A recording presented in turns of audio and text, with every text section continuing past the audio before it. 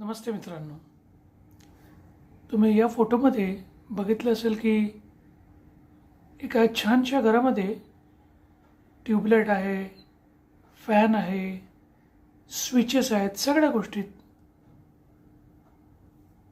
Sofa set आहे, चांगलं रंगरंगोटी पण केलेलं आहे. पण आपलं लक्ष सगळ्यात जास्त वेधून कोण घेतं? ट्यूबलाईट, फॅन, कारण ते छान दिसतात.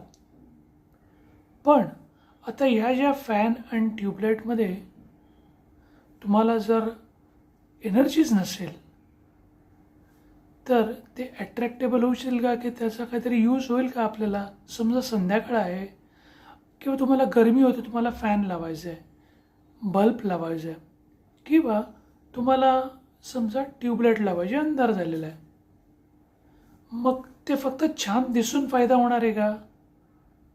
कारण ते दिसणारी गोष्ट आहे किंवा त्या पटकन नोटीस करणाऱ्या गोष्टीपैकी.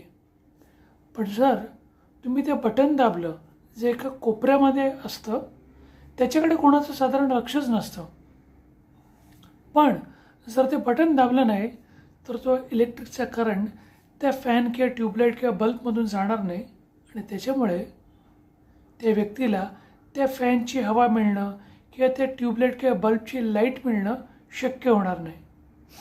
अशीच काहीशी गोष्ट आपल्या आयुष्यात देखील असते.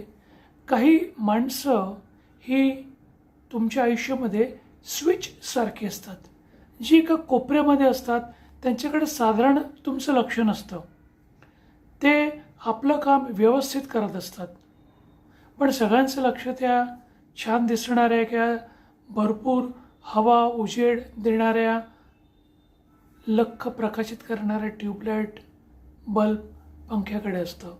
अशी लोक जी जास्तीत जास्त तुमच्या अवतीभोवती असतात. पण जर तो स्विच खराब झाला ना, तर तुमचा पंखा किंवा ट्यूबलाईट किंवा बल्ब चालणार नाहीत. म्हणून अशा लोकांशी आपण जेव्हा आपलं नातं व्यवस्थित जोडलेलं असतं, जे आपल्या आयुष्यात स्विचसारखे काम करतात, जे जास्त इकडे तिकडे दिसणार नाहीत, पण त्यांच्याशिवाय आपल्या आयुष्यामधली लाईट, हवा किंवा बल्ब हे चांगल्या गोष्टी घडणार नाहीत, हे आपल्याला लक्षात आलं पाहिजे. आणि जेव्हा आपल्या लक्षात येईल तेव्हाच आपल्याला अशा लोकांचं महत्त्व समजेल. धन्यवाद ही गोष्ट समजल्याबद्दल आणि ऐकल्याबद्दल. आपला उर्वरित दिन छान जावं. थँक्स आणि बाय फॉर नाव.